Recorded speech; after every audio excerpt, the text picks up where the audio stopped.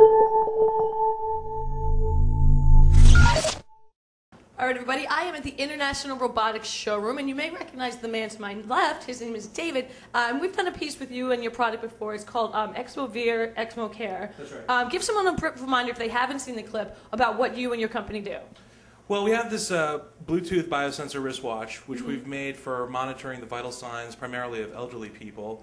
And our company is trying to branch out beyond just wristwatches or just elderly populations towards being able to detect emotional states, states of mind, and also general well-being of other groups, specifically in areas of safety. Okay. So that's sort of where we're moving right now. Very nice, very nice. And now you're new to our audience. Your name is Lee, and your company is JF Magic. Is that correct? That's correct. And now tell everyone what JF Magic does besides make really fun ties. Okay. JF Magic is a company that designs new products, new technologies for purposes that companies like Exmocare could use. Our fiber optic displays in fabric are machine washable, environmentally friendly, and pretty much indestructible. And we're tying our technologies to Exmocare's biosensory watch to give the indication to other people around them by visual sense what kind of physical state they're in immediately. Right, so it's not just a fashion statement. You guys are actually working to sort of help people in safety. You were talking about mines and out in the field, and if briefly as you could, and then we're going to actually show you because it's really cool. Explain to me how that's possible.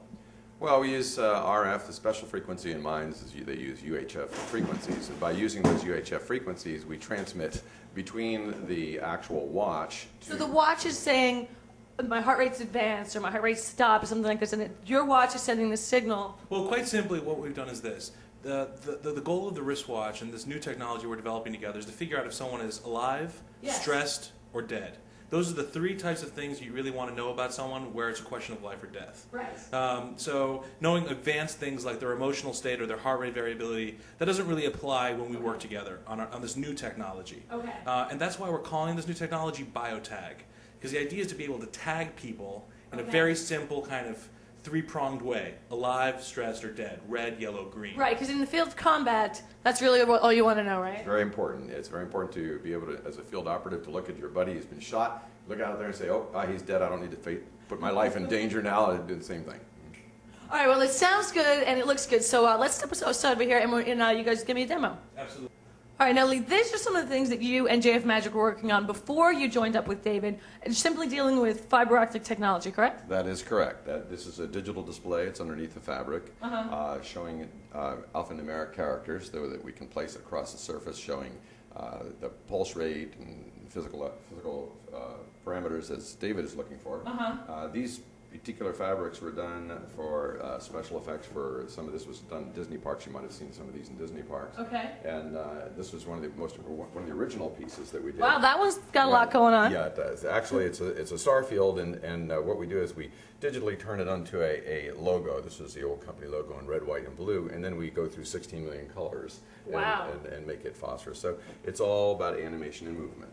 Now, I know earlier we were speaking about battery life and how you've developed technology that really extend. Now, would these jackets run on that similar technology, and can you explain that? Yes.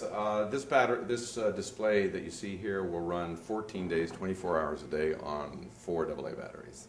Which is an extreme improvement as to most LED lights, you're saying? Most LED light displays running 20 LEDs at a time, you're lucky to get 2 to 3 hours out of it. Wow. This is called quiescent technology. And where's that from? Did you create it? No, I didn't create quiescent technology, but I use it quite effectively. Okay. We turn on the LEDs over 200 times per second. Your eyes cannot see that, but the electronics save all of that time for having the LEDs on, so we're down to about 5%. Right. And again, in a safety or a hazardous situation where you're looking to save people, very important. A couple hours isn't going to cut it. No, actually, that's true. We just made a little armband that shows stealth technology, which you're going to see a little bit later. We'll show a demonstration, and the armband runs on a single little 2030 coin cell for 7 days, 24 hours a day for the military. Very nice, very cool. All right, let's step over here and see what David's up to. All right, David, this feels like a similar position. We've been here before. Talk me through what you're about to show me. Well, you know, last time we talked, I sort of explained more about the web-based part of the system, and I didn't really explain to you much about the biofactors that we're trying to measure. Okay. And that's sort of important in terms of talking about whether or not someone is alive stressed or dead, Sure. especially in terms of communicating. And so I wanted to show you a little bit more about the innards of the watch, and then kind of show you how we're going to try to communicate that to Lee's fabrics. Okay. So first of all, I'm going to put in my 3-volt battery into my watch, and obviously. Where do you get a 3-volt battery? Well, we give them to you, obviously, when you get your watch. Our next generation watch, which will be out this summer, it's going to be a lot smaller, sleeker, and it'll be totally rechargeable by USB. Very cool. It'll have a battery life of about 18 hours. And this one here, the current model? This current one has a battery life of about 6 hours of continuous reporting. Yeah. For miners, obviously, that's not going to cut it, which is why we're releasing this new kind of model on the steroids, frankly, that's going to be a lot more robust for safety applications. And just so we're clear, I don't know if I mentioned this, when we say minors, we don't mean small people. No, we don't, not the 18 years old and under. It's minors. No, minors working in the caves. Mining employees. Mining employees. That's what I mean to say. Putting that out there. Although small people are important as well. That's right. So the first thing I want to show you is what it looks like to actually see data. What does raw data look like from this watch? So I'm going to connect to something called Exmocare Clinical. And here, if you look on the screen, you can get a sense of what data looks like coming out of this watch. And I'm going to connect it now by Bluetooth to my laptop. Okay. And it'll take a second. It'll latch on by Bluetooth from the laptop to the wristwatch. And at that point, what will happen is I'll be able to show you heart rate variability, skin conductance, and movement data. And the wristwatch is sort of unique in the sense that it's the only watch on the planet that can collect that many data streams from one platform.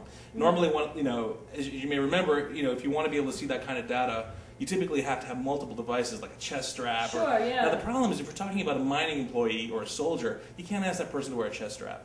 They've already got bulletproof vests. We want as little as possible. They need to be able to breathe freely without feeling like they're being monitored. So a wristwatch is something they're comfortable wearing, and it's the kind of thing that, that piece of real estate on the wrist, it's tricky to get data from it, but we sort of specialize in that. Okay. So if you see now, you'll see that the watch is connected. Yeah. And so this is measuring your This is measuring your heart size. rate, exactly. So I'm going to start reporting.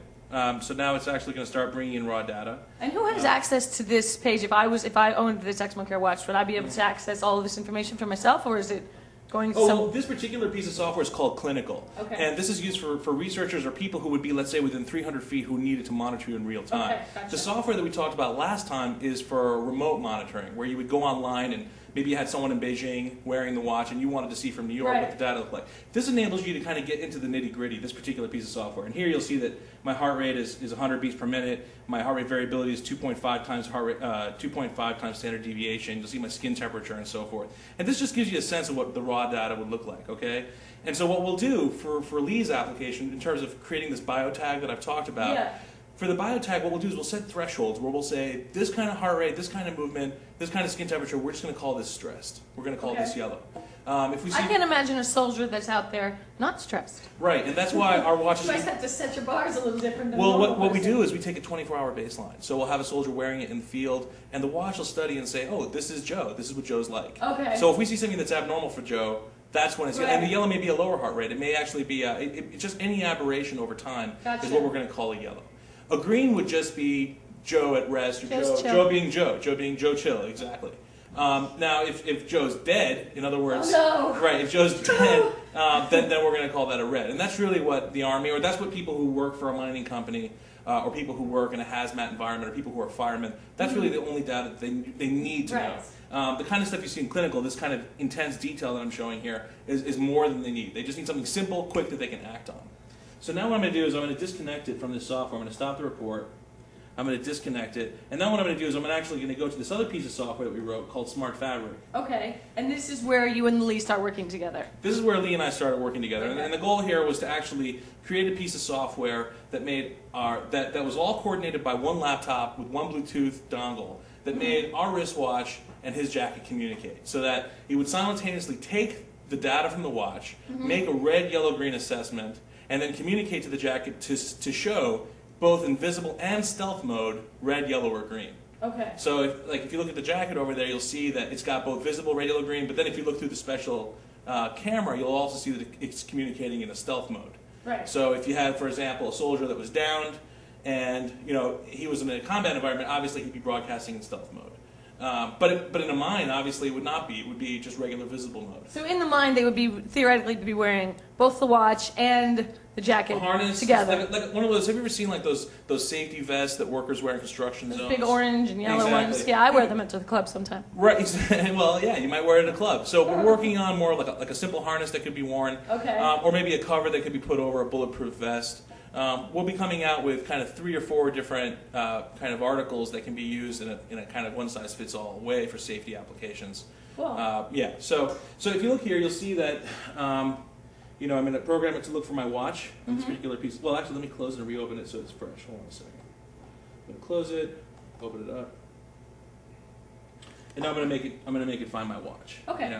After, So this, what did you say, about 300 feet the watch can be from the right. laptop? The range is 300 feet, and next year we're coming out with a consumer model of our wristwatch that will be under $150 per unit, and it will have GSM functionality, Zigbee functionality, so it won't require any intermediary reporting devices. And then where would you, just for future reference, would you just go to exmocare.com in order to find that, or is it going to be in retail stores? Well, yeah, you'll probably buy it from your Sports Authority or Models or whatever. So it will be in stores? Oh, absolutely. Cool. Yeah.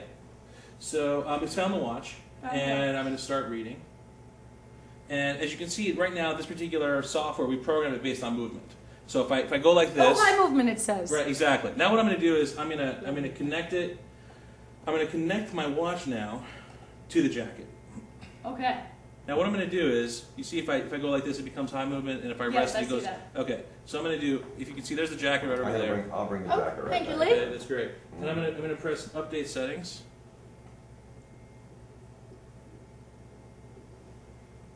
Now if you see.